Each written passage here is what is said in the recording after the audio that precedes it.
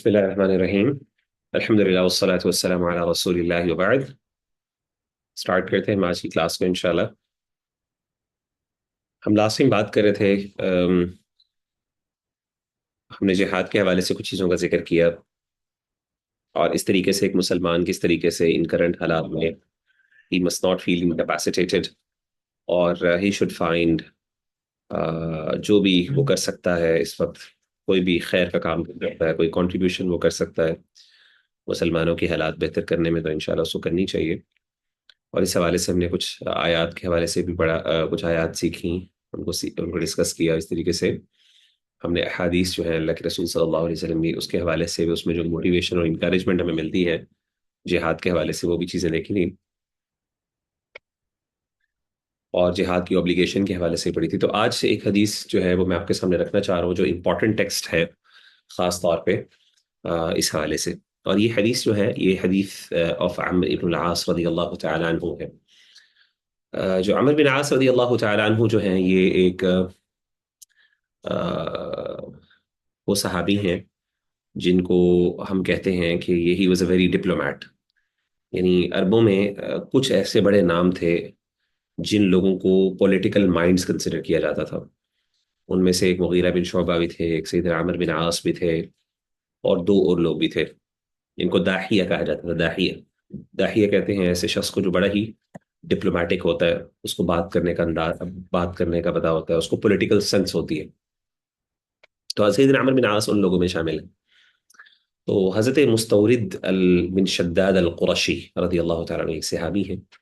اور یہ جو مستورد القرشی رضی اللہ تعالیٰ عنہ ہیں، انہوں نے اللہ کے رسول صلی اللہ علیہ وسلم کی ایک حدیث جو ہے وہ ان کے سامنے ذکر کی. اور وہ حدیث آپ کے سامنے انہوں نے کہا: تقوم الساعة والروم اکثر الناس. قیامت قائم ہوگی اور جو رومنز ہوں گے they would be the majority among people. کیا مطلب ہے؟ غالب ہوں گے، رومی زیادہ تر ہوں گے، پوری دنیا کے اوپر ڈومینیٹ کر رہے ہوں گے. تو فقال له عمرو، سیدنا عمر بن عاص نے کہا: ابصر ما تقول. آپ سوچ سمجھ کے بات کریں جو آپ کر رہے ہیں، یعنی یعنی سوچ سمجھ لو تم کیا بات کر رہے ہو، بہت بڑی بات کر رہے ہو. تو سیدنا مستورد القرشی نے کہا: اقول ما سمعت من رسول اللہ صلی اللہ علیہ وسلم. میں وہ بات کر رہا ہوں جو اللہ کے رسول صلی اللہ علیہ وسلم سے میں نے سنی. تو انہوں نے کہا کہ میں نے اللہ کے رسول سے بات کی. تو سیدنا عمر بن عاص نے پھر رسپونڈ کیا، انہوں نے کہا کہ لئن قلت ذلك، اگر تم واقعی یہ بات کہتے ہو کہ یہ تم نے حدیث اللہ کے رسول صلی اللہ علیہ وسلم سے سنی ہے، تو ان فیہم لخصالا اربعا، تو اس میں چار چیزیں ایسی ہیں جس کی وجہ سے they would be dominating the world and near the end of the times. اور وہ چار ایسی کوالٹیز ان کے اندر پائی جاتی ہیں. اب یہ کس کی اسسمنٹ ہے، انالیسس ہے؟ یہ سیدنا عمر بن عاص رضی اللہ تعالیٰ عنہ کی. پہلی خصلت انہوں نے جو ذکر کیا، انہوں نے کہا: انہم لاحلم الناس عند فتنۃ. سب سے پہلی کوالٹی جس کی وجہ سے وہ دنیا کو ڈومینیٹ کریں گے وہ یہ ہے کہ وہ آزمائش کے وقت سب لوگوں سے زیادہ بردبار اور حلیم، تحمل والے ہیں. صبر و تحمل کا لفظ ہم استعمال کرتے ہیں، بردبار ہیں. یعنی جب بھی مشکل حالات آتے ہیں، کرائسس آتا ہے، تو اس کرائسس کے اندر سب سے زیادہ بردباری کا مظاہرہ کرنے والے ہیں، صبر و تحمل کا مظاہرہ کرنے والے ہیں. یعنی ایموشنز جو ہیں وہ ان کو ڈکٹیٹ نہیں کرتے، بلکہ ایموشنز ان کی اپنی اسٹرینگتھ ہوتے ہیں. وہ اپنے ایموشنز کو کنٹین کرتے ہیں، اور ایموشنز کو کنٹین یعنی اپنے آپ کو جو ہے وہ اس میں رکھتے ہیں، ان چیک رکھتے ہیں اپنے ایموشنز کو. تو یہ حدیث اس لیے ضروری ہے کیونکہ آبویسلی آج کل جیسے میں نے آپ کو بتایا کہ حالات خراب ہونے کی وجہ سے اس ٹائم ہمیں امت کو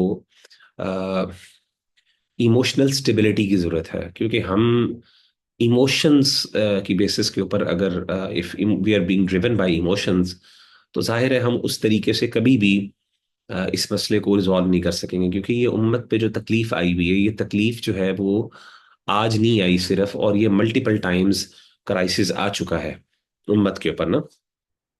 یعنی آپ دیکھیں کہ ایون فلسطین کی سرزمین کے اوپر اس طرح کی جینوسائیڈز کتنی دفعہ ہو چکے ہیں، ٹھیک ہے نا.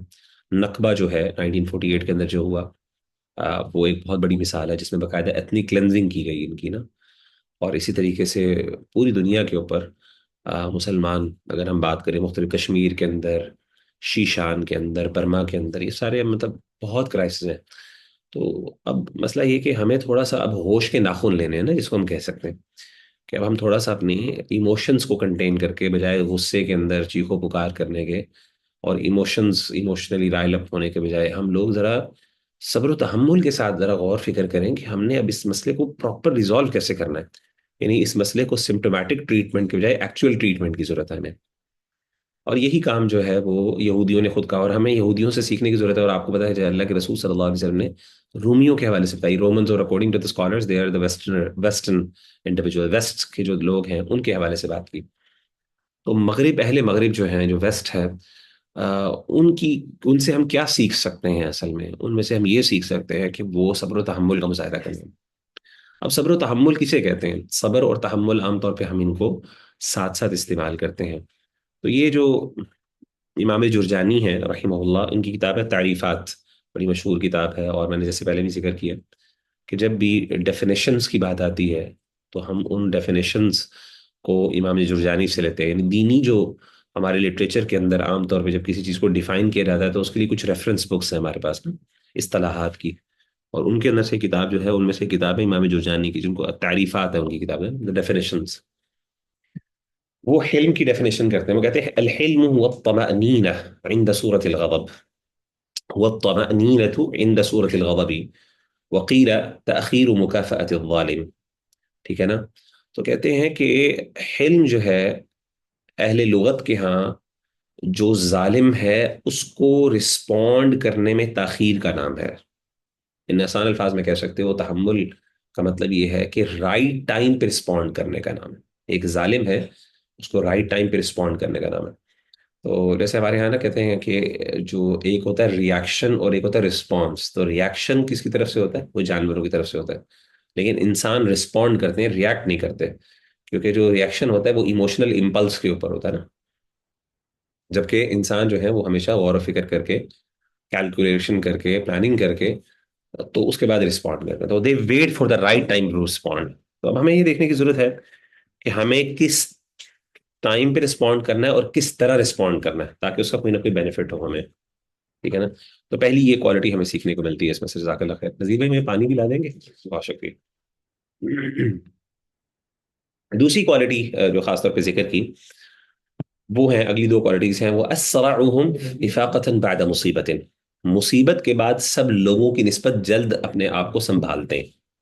مصیبت کے بعد سب لوگوں کی نسبت جلد اپنے آپ کو سنبھالتے ہیں. Meaning overcome their loss and again and regain their strength earlier than the others. تو اسے پتہ چلتا ہے کہ اپنی ویکنیسز کو اوور کم کرنے میں سب سے، یعنی اب لاس ہوا ہے نا، کرائسس آیا، تو کرائسس کی وجہ سے کچھ لاس بیئر کرنا پڑا.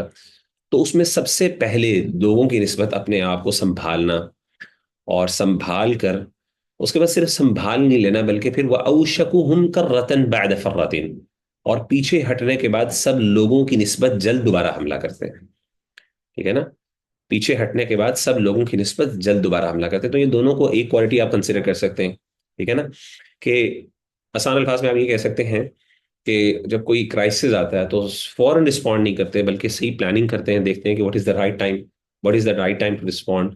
اور اس کے بعد پھر اپنے آپ کو سنبھالتے ہوئے، اپنی ویکنیسز کو اوور کم کرتے ہوئے پھر رسپونڈ کرتے ہیں. یہ نہیں کہ بس اب چھوڑ کے بیٹھ جاتے ہیں. کہتے ہیں نا delayed response is a no response. کہ ایک بندہ جو رسپانس کو ڈیلے کر دیتا ہے اتنا زیادہ تو کئی دفعہ وہ رسپانس پھر اپنی اہمیت کھو دیتا ہے.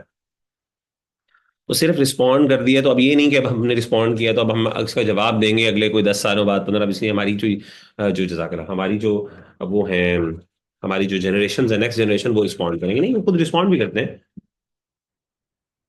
اور اس حملے کا جواب دیتے ہیں. تو یعنی یہ 3 سٹیپس کا پروسیس ہے نا، کہ سب سے پہلے کرائسس میں اپنے آپ کو سنبھالتے ہیں، کیلکولیٹ کرتے ہیں کب رسپونڈ کرنا ہے. اس کے بعد اپنی ویکنیسز کو اوور کم کرتے ہیں. ٹھیک ہے نا؟ اپنی ویکنیسز کو انالیسس کرتے ہیں، اچھا یار یہ ہمارے ساتھ کیوں ہوا، کہاں پہ ہماری ویکنیس رہ گئی تھی. اس ویکنیس کو اوور کم کرنے کے بعد اس کے بعد حملہ کرتے ہیں، ایک دم پیچھے ہٹ کے اسٹریٹجائز کرتے ہیں. تو یہ میرا کام ہمیں کرنے کی ضرورت ہے، ایموشنلی ہو یا کسی بھی اعتبار سے ہو اس ٹائم امت کے لیول پہ، کہ ہم دیکھیں کہ ہماری کیا ایسی ویکنیسز ہیں اور کہاں کہاں پہ ہمیں کام کرنے کی ضرورت ہے. اس کے بعد پھر ہم کیا کریں، باقاعدہ پھر پراپر رسپونڈ کریں، بالکل اس کو قبول نہ کر لیں. اس کے بعد کیا فرمایا، وَخَيْرُهُمْ لِمِسْكِينٍ وَيَتِيمٍ. اور وہ لوگوں کی نسبت سب سے زیادہ مسکینوں اور یتیموں کے لیے خیر کا باعث ہوتے ہیں. سوشل ویلفیئر کا کام ہے، ٹھیک ہے نا. اور آخری چیز کیا ہے جو بڑی امپورٹنٹ ہے، وہ ہے وَخَامِسَةٌ حَسَنَةٌ جَمِيلَةٌ، اور پانچویں چیز جو بڑی خوبصورت ان کے اندر ہے، وَأَمْنَعُهُم مِّن ظُلْمِ الْمَمْلُوكِ، وہ سب لوگوں سے بڑھ کر بادشاہوں کے ظلم کو روکنے والے. یعنی ان کا بادشاہ جو ہے وہ ان پر ایسے ظلم نہیں کر سکتا، بلکہ وہ طاقت جو ہے وہ عوام کے ہاتھ میں ہوتی ہے. ٹھیک ہے نا. تو اس کا مطلب ہے کہ ظلم کو وہ ٹالریٹ نہیں کرتے. They don't have any toleration for ظلم، انجسٹس کو برداشت نہیں کرتے، بے شک وہ ان کے اپنے بادشاہ کی طرف سے ہی کیوں نہ ہو. تو یہ بہت بڑی بات ہے. اور آپ دیکھیں گے آج بھی ویسٹرن کنٹریز کے اندر جو ان کے لیڈرز ہوتے ہیں وہ عوام الناس کی خدمت کے لیے ہوتے ہیں، اور وہ عوام الناس آرام سے جہاں پہ وہ دیکھتے ہیں کہ ان کا لیڈر جو ہے وہ ایکسپلائٹ کر رہا ہے، تو وہ عوام الناس اس کو برداشت نہیں کرتے، ان کی ٹالرنس نہیں ہوتی، اور وہ باہر نکل آتے ہیں اور بہت زیادہ جسے کہتے ہیں نا، پھر وہ ان چیزوں یعنی وہ اس چیز کو اوور کم کرتے ہیں اور ٹالریٹ نہیں کرتے. تو یہ وہ حدیث ہے. اس حوالے سے ہمیں جو ہے نا وہ تھوڑا سا اپنے آپ کو انالیسس کرنے کی ضرورت ہے جو اس حالات میں یہ حدیث، بلکہ میں سمجھتا ہوں کسی پولیٹیکل سائنس کے اسٹوڈنٹ کو اس حدیث کو باقاعدہ اسٹڈی کرنا چاہیے، اور اسٹڈی کر کے کیا کرنا چاہیے، اس حوالے سے اسٹریٹجائز کرنا چاہیے. اور یہی چیزیں ہیں ہمارے دین سے جو ہمیں ملتی ہیں، جو ہمیں کرائسس کو کس طریقے سے مینج کرنا ہے نا. تو کرائسس مینجمنٹ بھی پوری ایک فیلڈ ہے. تو اب امت کے لیول پہ کرائسس مینجمنٹ کس طرح ہم نے کرنی ہے، تو یہ چیزیں ہم انشاءاللہ اس میں سے بہت کچھ سیکھ سکتے ہیں. تو اب ایک اور چیز جو امپورٹنٹ ہے خاص طور پہ، کہ ظاہر ہے کہ یہ جو ایموشنز ایگزسٹ کرتے ہیں، جیسے میں نے پہلے بھی ذکر کیا کہ یہ ایموشنز بڑے قابل قدر ہیں. ٹھیک ہے نا. جو ہمیں ایموشنز آتے ہیں، غصہ آتا ہے، تکلیف ہوتی ہے، تو یہ قابل قدر چیزیں ہیں. ان کو ہم اننیسیسرلی ویلیفائی نہیں کر سکتے، یا ہم ان کو بلیٹل نہیں کرنا چاہیے، بلکہ بڑی قیمتی ہیں یہ ایموشنز نا. تو اب یہ جو ایموشنز ہیں کس طریقے سے ہم رائٹ وے میں چینلائز کر سکتے ہیں، ان کو صحیح ڈائریکشن کس طرح دے سکتے ہیں جس سے ہم میکسیمم ریزلٹس کو جو ہے نا وہ ییلڈ کر سکیں، یا میکسیمم آؤٹ کمز ہم حاصل کر سکیں اس حوالے سے. ٹھیک ہے جی. تو پہلی چیز اس کے اندر کیا ہے، وہ ہے reinstate the Quranic narrative about them and keep yourself well informed about their history. تو پہلی امپورٹنٹ چیز اس کے اندر یہ ہے کہ جو قرآن مجید نے یہودیوں کے بارے میں ایک نیریٹو ہمیں دیا ہے، اس کو دوبارہ زندہ کریں ہم، اور پھر keep ourselves well informed about their history. اس میں دو چیزیں آتی ہیں، ایک تو قرآنک نیریٹو کہ قرآن نے یہودیوں کے بارے میں ہمیں کیا بیانیہ دیا ہے اس کو سمجھیں، اس کو دوبارہ زندہ کریں، ریوائیو کریں، ٹھیک ہے نا، ریجووینیٹ کریں. اور دوسری چیز کیا ہے کہ اس کے ساتھ ساتھ جو ان کی تاریخ ہے، جو قبیح تاریخ ان کی موجود ہے، اس کو بھی ذرا زندہ کریں، اس کو پڑھیں، تاکہ ہمارے لیے جو اس کے بارے میں جو ایک بعض اوقات ایک سافٹ امیج ان کا بن جاتا ہے، ہم اس کو اوور کم کر سکیں. اصل میں یہودیوں نے کیا کیا، آپ کو پتا ہے کہ یہودیوں نے بھی آپ کو پتا ہے یورپ میں اور اس طریقے سے دنیا کے مختلف علاقوں کے اندر یورپ یہ جو یہودی تھے، ان کو بہت بری طریقے سے ان کو بہت برا ٹریٹ کیا جاتا تھا، اور ان کو ان کی حرکتوں کی وجہ سے ظاہر ہے سیدھی سی بات ہے.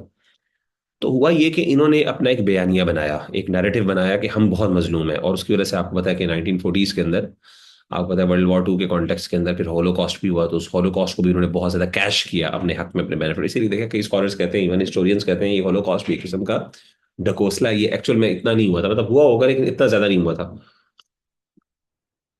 لیکن انہوں نے اس کو اپنے بینیفٹ کے لیے یوز کرتے ہوئے ایک باقاعدہ پورا اینٹی سیمیٹزم کا آئیڈیا جو ہے انٹروڈیوس کروایا، کہ ہمارے خلاف جو ہے نا ایک ہیٹریڈ اور ایک نفرت پائی جاتی ہے، ڈسکریمنیشن پائی جاتی ہے یہودیوں کے خلاف اننیسیسریلی.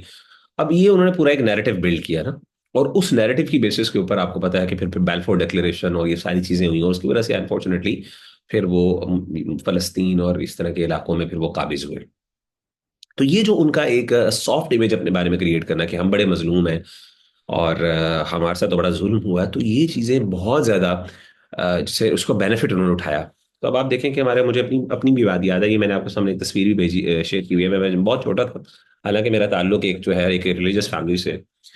تو میں بس ینگ میں ٹین ایج تھا، تو اس زمانے میں ٹین ایجر تھا. تو اس دور میں مجھے یاد ہے کہ ایک کتاب تھی، یہ جو آپ کے سامنے، the diary of a young girl, یہ بائی این فرینک. یہ ایک بچی ہے.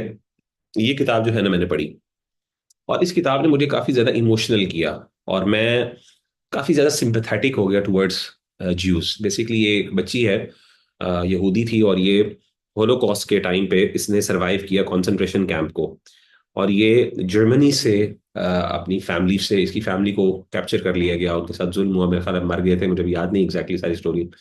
پھر کس طریقے سے اس نے سروائیو کیا کانسنٹریشن کیمپ کو اور زندہ بچ کے پھر یہ وہاں سے نکلی، اور کیا کیا اس نے اور اس کی فیملی نے مظالم برداشت کی، وہ ساری کہانی ہے، اپنی ڈائری ہی اس نے اپنے جرنل کیا اس کو نا. اور یہ کہانی جو ہے این فرینک کی، یہ بڑی مشہور تھا. اب آج بھی آپ چلے جائیں کسی جگہ پہ بھی، یعنی کسی بھی اسی طریقے سے لبرل آپ اسٹور میں چلے جائیں، بک اسٹور میں، تو آپ کو یہ کتاب بہت کامنلی نظر آتی ہے، این فرینک کی نا، دا ڈائری آف اے ینگر. تو کہنے کا مطلب یہ ہے کہ یہ جو کتاب ہے، یہ اس طرح کی کتابیں لکھی گئیں اور اس سے ایک سافٹ ویئر امیج کریٹ کیا گیا. لیکن جب آپ قرآن مجید کو دیکھتے ہیں، قرآن مجید کا مطالعہ کرتے ہیں، تو قرآن مجید میں اللہ تعالیٰ نے یہودیوں کو بہت زیادہ کرٹیسائز کیا. یعنی ہر جگہ پہ، ہر دوسری جگہ پہ یہودیوں پر کرٹیسزم موجود ہے قرآن مجید میں. اور بہت کم جو دیکھیں نا، اب ہم لوگ کیا کہتے ہیں، ہم لوگ ایون آج بھی سمپتھیٹک ٹورڈز جیوز، اور ہم کہتے ہیں جی ہم زائنسٹ کو برا کہتے ہیں، ہم یہودیوں کو برا نہیں کہتے. ایسے ہی نا، زائنزم کو ہم برا کہتے ہیں. یعنی زائنسٹ وہ ہے نا، صہیونی جن کو ہم کہتے ہیں، کہ جن کا بیسیکلی گریٹر اسرائیل کا خواب ہے، تو ہم ان کو تو برا کہتے ہیں، لیکن ہم ہر یہودی کو برا نہیں کہتے. بھائی یہ جو کیٹیگرائزیشن اور ڈسکریمنیشن یہ ہم نے جو کلاسیفیکیشن کی ہے، کس بیسس پہ کی ہے؟ تو قرآن مجید نے تو کوئی ایسی کلاسیفیکیشن نہیں کی. یہودیوں کے جو مظالم ہیں اور یہودیوں کی جو سازشیں ہیں اور یہودیوں کے جو جرائم قرآن نے ذکر کیے ہیں، وہ اگر ہم پڑھ لیں، سبحان اللہ، اللہ معاف کرے، تو انسان کہتا ہے یار یہ بہت ہی گندی قوم تھی. تو اللہ تعالیٰ نے بھی ایک سینٹیمنٹ کریٹ کیا ہے ان کے خلاف قرآن مجید میں. ہاں، کچھ جگہوں پہ اللہ نے بیلنس بھی کیا ہے. اللہ نے ساروں کو ہی نہیں کہا. اللہ نے کہا لیسوا سواء من اہل الکتاب امۃ قائمۃ یتلون آیات اللہ وهم یسجدون. یعنی بہت سے ایسے یہودی ہیں، وہ سارے برابر نہیں ہیں. اوبیسلی اس میں کچھ اچھے بھی ہیں، لیکن جنرلی اوور آل جو قرآن مجید کا ایک نیریٹو ہے ان کے بارے میں، وہ ایک کرٹیسزم کا ہے. اس طریقے سے نبی صلی اللہ علیہ وسلم کی سنت کو بھی دیکھ لیں آپ. اب مسئلہ یہ کہ اب ہم اس نیریٹو کو، مطلب ہم سمپل یہ کر لیں نا کہ ہم قرآن مجید میں جتنی بھی یہودیوں کے بارے میں آیات ہیں ان کو پڑھ لیں، تو ہمارا ایک بیانیہ بن جائے گا ان کے بارے میں، ایک امیج ان کے بارے میں بن جائے گا. لیکن اب وہ امیج کو اب ہم زیادہ، یعنی کہتے ہیں نا کہ ہم اس کو زیادہ انٹرٹین نہیں کرتے.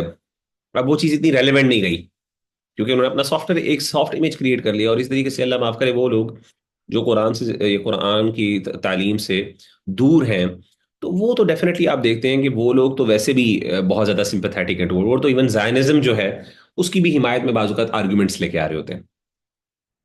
تو ہمیں کرنے کی کیا ضرورت ہے؟ ایک تو قرآن مجید کا جو نیریٹو ہے وہ قرآن کو پڑھیں اس حوالے سے، اور اس کے بعد قرآن کو نہیں پڑھیں بلکہ اس کی اس طریقے سے ہسٹری کو بھی پڑھیں. اور ہسٹری کا آغاز کہاں سے کریں؟ ایٹ لیسٹ اسلامک ہسٹری، یعنی مدینہ سے سٹارٹ کریں ہم، کہ مدینہ میں یہودی تھے اور کس طریقے سے وہ کہاں سے آئے. آپ کو پتہ ہے مدینہ کے اندر بھی یہودی وہاں پہ آئے تھے، وہاں پہ آ کے ٹھہرے تھے، بالکل اس طریقے سے جس طریقے سے وہ فلسطین میں آ کے ٹھہرے ہیں نا. تو بالکل اس طریقے سے یہودی بھی مدینہ میں پہلے نہیں تھے. تو وہ کیوں آئے، کیا ان کے مقاصد اور آبجیکٹیوز تھے، اور آ کے انہوں نے پھر اللہ معاف کرے کیا کیا سازشیں کی. اور اس طریقے سے بالکل یہی history is repeating it self. اور پھر آج تک کی ماڈرن ہسٹری جو ہے خاص طور پہ، اور کس طریقے سے پھر یہ انہوں نے وہ سارا جو ہے نا گریٹر اسرائیل کا خواب دیکھا، اور آج کل کی یہ کیا کرے، مطلب یہ ساری تاریخ لکھی ہوئی ہے، پریزروڈ ہے. اور یعنی کچھ جسے کہتے ہیں نا ویسٹرن آتھرز جو ان بائس تھے، انہوں نے لکھی ہے، اور اللہ معاف کرے ان کے چہرے کو بے نقاب کیا نا. اب ہم ان کو پڑھتے ہی نہیں ہیں، ہمیں تو پتہ ہی نہیں ان چیزوں کا. تو مسئلہ یہ ہے کہ جب ہم وہ چیزیں نہیں پڑھیں گے، مسئلے کو تو سمجھیں نا. ہم تو ابھی مسئلے کو بھی نہیں سمجھ رہے. جی ایمن، آپ کچھ کہنا چاہ رہی ہیں؟ سر میں یہ کہنا چاہ رہی ہوں کہ لوگوں کو تو یہ آرام سے اینٹی سیمیٹک کہہ کے چپ کرا دیتے ہیں.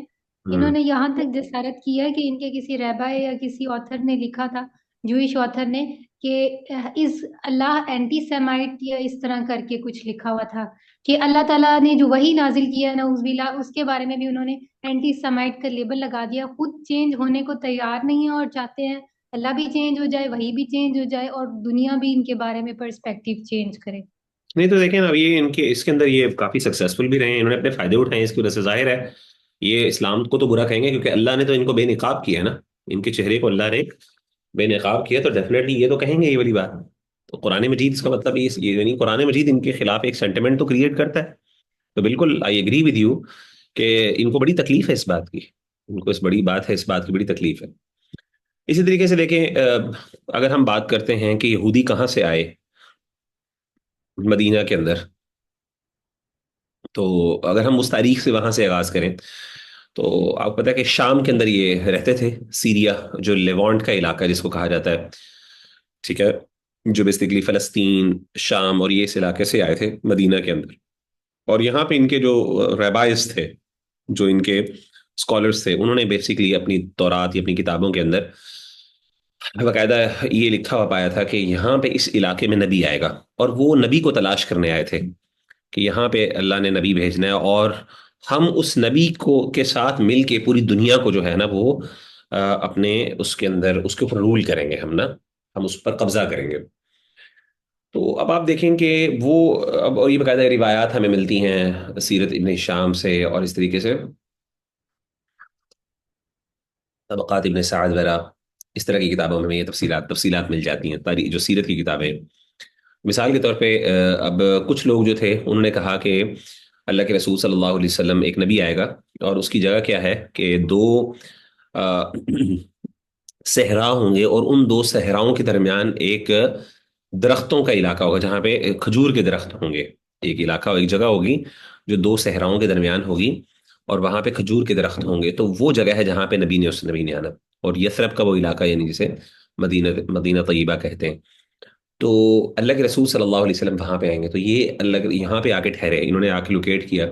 اس طریقے سے کچھ نے جو ہے نا خیبر کی جگہ کو سمجھا کہ یہ وہ جگہ ہے جہاں پہ نبی آئیں گے، تو وہاں پہ رک گئے، کچھ نے کسی اور جگہ پہ۔ تو یہ اس طرح کر کے مدینہ اور اس کے ارد گرد و نواح میں جا کے ٹھہر گئے، اس کے گرد گرد۔ اور کیا مقصد تھا؟ مقصد یہ تھا ان کے قبیلے آگے کہ یہاں پہ نبی آئے گا، اور نبی آ کے کیا کرے گا، ہم اس کے ساتھ مل کے کیا کریں گے، اس کی حمایت کے اندر کھڑے ہو کے پھر ہم پوری دنیا کو کیا کریں گے، ڈومینیٹ کریں گے۔ And they were expecting کہ وہ ان کی پروجنی میں سے، یعنی حضرت ابراہیم حضرت اسحاق کی پروجنی میں سے یا نسل میں سے ہوگا۔ اسی طریقے سے یہ ساری ڈیٹیلز آپ کو، یہ میں نے آپ کے ساتھ لکھا ہے، آپ انشاءاللہ سلائیڈز دوں گا، آپ پڑھ لیجیے گا اس کو۔ تو یہ جو مدینہ میں ان کی تاریخ ہے وہ بھی ہمیں پڑھنے کی ضرورت ہے کہ کس طریقے سے آیا، اور اس حوالے سے جو مختلف علماء نے کتابیں پڑھی ہیں، تو یہ ایک پرسپیکٹو جو ایک ہولسٹک جو ان کے بارے میں بیانیہ ہے، وہ ہمارے سامنے جو ہے نا بہت اچھے انداز سے، واضح انداز سے ہمارے سامنے آ جاتا ہے۔ دوسری جو چیز کرنے والی ہے، تو پہلی چیز تو یہ ہے کہ پڑھیں، اس مسئلے کو سمجھیں، اس کے بارے میں کتابوں کو جو ہے نا ایکسپلور کریں۔ اور جیسے میں نے بتایا کہ میرے پاس خود اپنی ابھی تک تقریباً صرف اس موضوع پہ تقریباً گھر میں اپنی لائبریری کے اندر جیسے 10 سے 15 کتابیں موجود ہیں۔ تو کتابیں اور کچھ آتھر ہیں مشہور جو اس پہ لکھتے ہیں، اعلان پاپے جیسے لوگ ہیں جو خود بھی جوز ہیں، اور انہوں نے ان کو بے نقاب کیا، ان بائسڈ ہے، تو ان کتابوں کو پڑھا جائے تو انسان کو پتہ چلتا ہے۔ اچھا، دوسری چیز کیا ہے؟ وہ پریپیئر یور سیلف فار جہاد اینڈ قتال۔ تو دوسرا کام جو کرنے والا ہے وہ جہاد اور قتال کی تیاری ہے۔ تو ہم نے ویسے تو جہاد کی بات کی، لیکن اس کے ساتھ ساتھ قتال کی بھی ضرورت ہے نا۔ دیکھیں، جو قتال جہاد کی بہترین فارم ہے، اس کی وجہ یہ ہے کہ جو اصل سولوشن بہرحال ہماری پرابلم کا وہ قتال ہی ہے، اس میں کوئی دوسری رائے نہیں ہے۔ اور اس کے لیے ایٹ لیسٹ ہم تیاری کر سکتے ہیں۔ ہاں، ہم شاید لڑ نہ سکیں بھی جا کے، لیکن ہم اس کے لیے تیاری تو کر سکتے ہیں نا، اس کی تو ہمیں اجازت ہے، اور اس کا تو ہمارے پاس اختیار ہے۔ تو یہ ایک صاحب ہیں، ان کا نام ہے ابو یعقوب البویطی، یہ ایک اسکالر تھے، یہ امام شافعی رحمہ اللہ کے ساتھی تھے، امام شافعی رحمہ اللہ کے ساتھی تھے، امام ابو یعقوب البویطی۔ تو ہوتا یہ تھا کہ یہ جیل میں تھے، ان کو جیل میں ڈال دیا گیا، امپریزن کر دیا گیا۔ تو وہاں پہ ان کو آواز آتی مؤذن کی، جامع مسجد سے قریب ہی جمعے کی آواز آتی۔ تو جمعے کا وقت ہوتا تو یہ اس کے لیے کیا کرتے، جمعے کے دن میں اغتسل، وہ غسل کرتے، کپڑے اچھے پہنتے جو ان کے پاس اویلیبل ہوتے، اور پھر اس طریقے سے وہ چلتے یہاں تک کہ وہ دروازے پر پہنچ جاتے۔ اس کے دروازے پر پہنچ جاتے، باقاعدہ جو پریزن تھا اس کے دروازے تک پہنچ جاتے۔ تو وہاں پہ جو بندہ ہوتا، جو گارڈ ہوتا، تو وہ اسے کہتے ہیں این ترید، کہاں پہ جا رہے ہیں جی؟ وہ کہتے تھے کہ مجھے جہاں سے اللہ کا جو منادی ہے، اللہ کا پکارنے والا ہے، جہاں سے اس نے مجھے پکارا ہے میں وہاں پہ جا رہا ہوں، یعنی مجھے جو اللہ کی طرف سے آواز آئی ہے، مجھے ایک انویٹیشن آیا ہے، میں اس انویٹیشن کو قبول کرنے کے لیے جا رہا ہوں۔ مراد یہ ہے کہ میں مسجد جا رہا ہوں جمعہ پڑھنے۔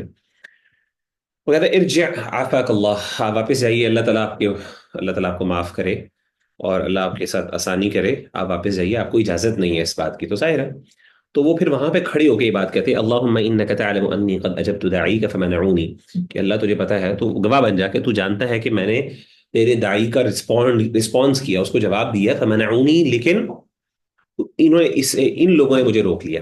تو اب یہ دیکھیں نا، یہ اللہ کے سامنے ایک عذر اور ایکسکیوز ہے۔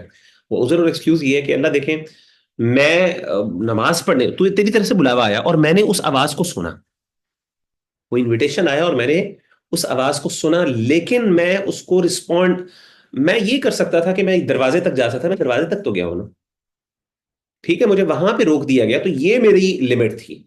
لیکن ایسا بھی نہیں تھا کہ میں کو چونکہ میں جا ہی نہیں سکتا تو میں جو کام کر سکتا ہوں وہ بھی نہ کروں۔ آپ دیکھیں نا کہ خود غور کریں کہ یہ جو صاحب تھے، یہ جو عالم دین تھے، ابو یعقوب البویتی، آپ کا کیا خیال ہے کہ ان کو نہیں پتا تھا کہ ان کو روک دیا جائے گا؟ بالکل. لیکن اللہ کے سامنے عذر بھی تو پیش کرنا ہے نا، ایکسکیوز بھی تو پیش کرنا ہے. تو اللہ کے سامنے ایکسکیوز بندہ تبھی پیش کر سکتا ہے جب وہ بندہ کیا کرے گا، جب وہ جو اس کے اختیار میں ہوگا وہ تو کرے گا نا. میں نے کہا اللہ میں یہاں تک کر سکتا تھا، یہ میں نے کر لیا، اس کے بعد ان کو نے مجھے روک دیا، تو اب میرے اختیار سے باہر ہو گیا. تو ایگزیکٹلی ہمیں بھی یہ کرنا چاہیے کہ جب ہم قتال اور جہاد کی بات ہے تو ہمیں ایٹ لیسٹ جو ہم کر سکتے ہیں، کوشش کر سکتے ہیں، تیاری کر سکتے ہیں، ٹریننگ کر سکتے ہیں، جو بھی لیگل ویز ہے تھرو، گن چلانا سیکھیں، فزیکلی اپنے آپ کو فٹ کریں، خواتین بہنیں بھی ہمارے یہ کام کریں، تو یہ سارے کام تو کر سکتے ہیں نا، تو وہ تو کریں نا. تو ایٹ لیسٹ جب انسان یہ کرے گا اس کے بعد کہے گا اللہ میں نے دیکھیں قیامت کے دن اللہ کے سامنے پیش ہوگا، اللہ میں نے یہ ساری تیاری کر کے رکھی تھی اور مجھے روک دیا گیا، مجھے موقع ملتا میں یہ کر سکتا تھا، میں نے یہ تو کیا نا. بجائے یہ کہ ایک بندہ ہاتھ پہ ہاتھ رکھ کے بیٹھ جائے. اسی طریقے سے تیسرا کام جو کر سکتے ہیں وہ یہ ہے کہ جیسے ہم نے پہلے بات کی تھی کہ ہم قتال نہیں کر سکتے لیکن ہم other forms of warfare اس میں تو انگیج کر سکتے ہیں نا. جیسے مثال کے طور پہ ففتھ جنریشن وار فیئر ہے، آئیڈیولوجیکل وار فیئر ہے. اسی طریقے سے جیسے میں نے آپ کو پہلے بتایا تھا کہ اب اسرائیل جو تھا اس نے ایک وار لڑی تھی نا، اور اس نے اپنے آپ کا اپنے بارے میں ایک بیانیہ جو ہے وہ بلڈ کیا تھا. تو اب اس بیانیے کو توڑنے کے لیے بھی تو ہم کچھ نہ کچھ سوشل میڈیا پہ تو کر سکتے ہیں نا. تو جو ہمارے اختیار میں آئیڈیولوجیکل وارفیئر، وہ لوگ جو اللہ معاف کرے کسی لیول پر وہ کرتے ہیں، اسرائیل کی حمایت کرتے ہیں یا ڈیفینڈ کرتے ہیں، ان کو ہم رسپونڈ کر سکتے ہیں آن لائن. یہ والا کام تو کر سکتے ہیں، ویڈیوز بنا سکتے ہیں، کانٹینٹ کریٹ کر سکتے ہیں، لکھ سکتے ہیں، تو بہت کچھ ہم کر سکتے ہیں. تو وہ والا کام تو کریں نا.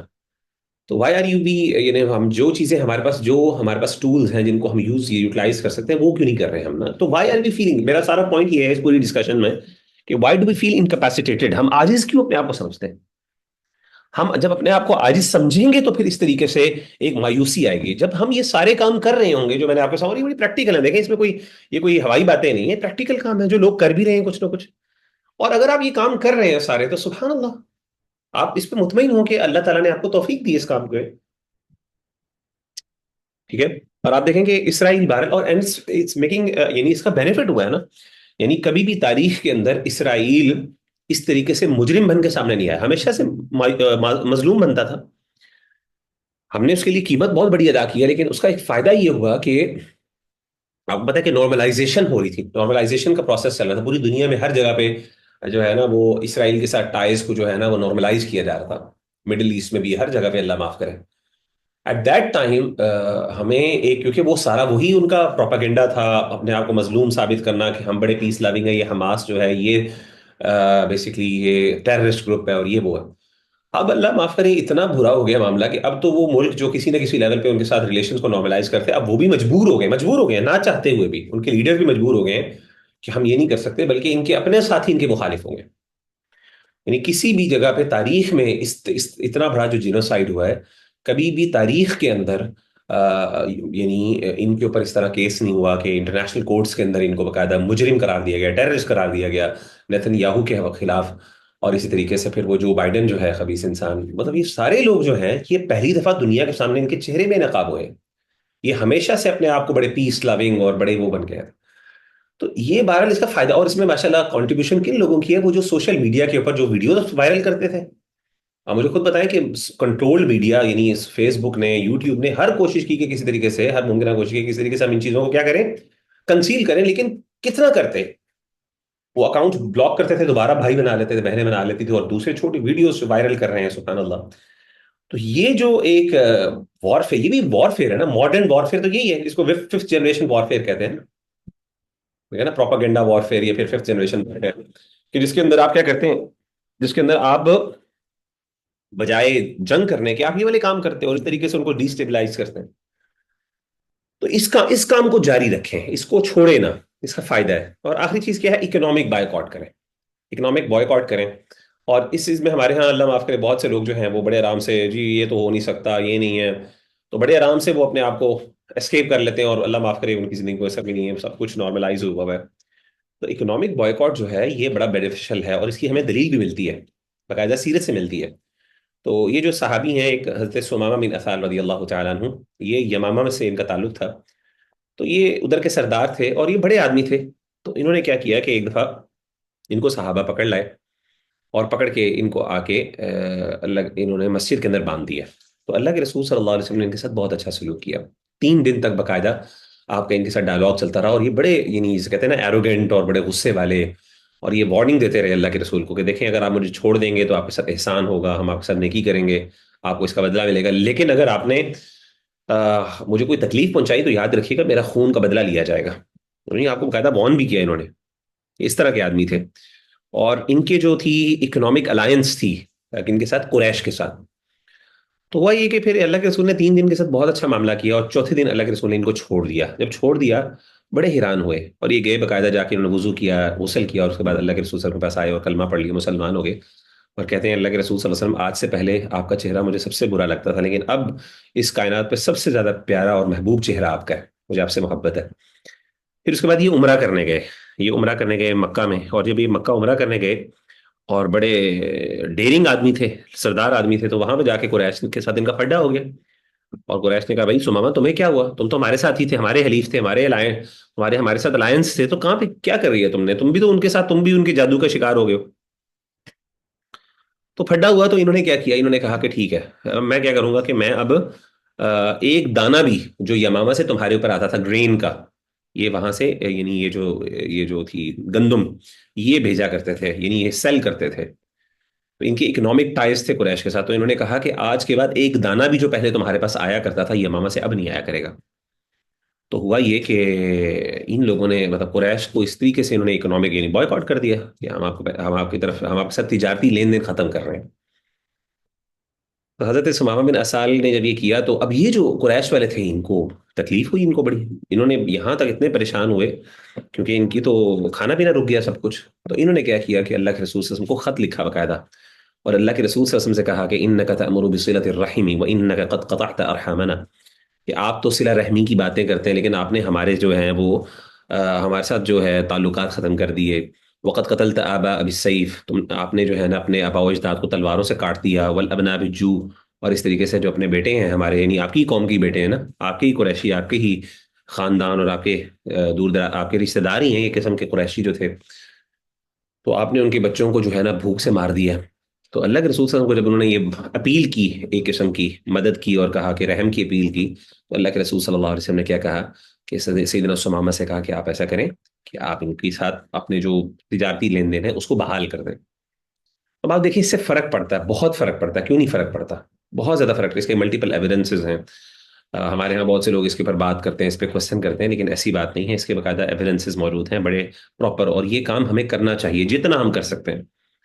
تو یہ کوئی 4-5 کام اگر ہم کریں گے انشاءاللہ, تو مجھے پتا ہے کہ اس کے بعد پھر ہم بھی کہہ سکتے ہیں کہ اچھا یار ہم نے بھی اپنے آپ کو ضائع نہیں کیا, بلکہ کوئی نہ کوئی کچھ نہ کچھ جو کر سکتے تھے وہ کیا تھا. اور سب سے بڑی بات ہے یہ کہ ہم عاجز نہیں تھے, ہم جو ہے انکیپیسیٹیٹڈ نہیں تھے. تو یہ 4 کام آپ کے سامنے میں نے ذکر کیے ہیں. تو آپ میں سے کوئی کچھ اس بارے میں ایڈ کرنا چاہے, کچھ کہنا چاہے وہ, جی جی ایمن. سر ایک تو یہ کہنا چاہ رہی ہوں کہ شب ابی طالب کے اندر بھی قریش نے بائیکاٹ ہی ایک طرح سے ہاں. مسلمانوں کا کیا اکنامک. اور ہوں. ہم اگر ویسے بھی دیکھیں تو اب جس طرح سے بارڈرز کو کلوز کر کے اسرائیل نے نارتھ غزہ کے اندر ایک ہوں. فیمن کریٹ کیا ہوا ہے, تو ایسے یہ ہی. تو ٹٹ فور ٹیٹ والی بات ہے کہ ہمارے پاس جواز ہے کہ جب وہ نہیں ایک دانہ بھی پہنچنے دے رہے تو پھر ہم کیوں ادھر پہنچنے دیں. ضرور. بہترین. بالکل ٹھیک ہے.